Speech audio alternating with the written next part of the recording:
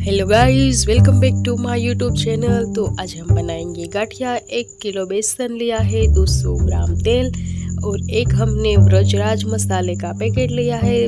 Mix कर देंगे हम तेल और व्रजराज मसाला। फिर इस तेल को हम डाल देंगे आटे में, अच्छे से मोइन लगाकर इसका आटा गूंथ लेंगे, बिल्कुल वैसा ही जैसा हम रोटी का आटा गूंथते हैं। तो बिल्कुल इसी तरह का आटा गूंथना है आपने। और आज जो गाठिया है वो मेरे हस्बैंड बनाएंगे, तो वो आ गए हैं। और आप देखिए कि हम देसी जुगाड़ के साथ चूल्हे पर बना रहे हैं गाठिया।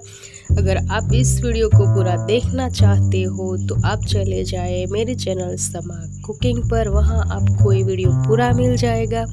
अगर वीडियो अच्छी लगे तो वीडियो को लाइक कीजिए, अपने दोस्तों के साथ शेयर कीजिए और ऐसी ही मज़ेदार रेसिपी देखने के लिए मेरे चैनल को सब्सक्राइब कीजिए और बगल में बेल आइकन भी प्रेस कर दीजिए, जिससे मेरे नेक्स्ट वीडियो की नोटिफिकेशन मिल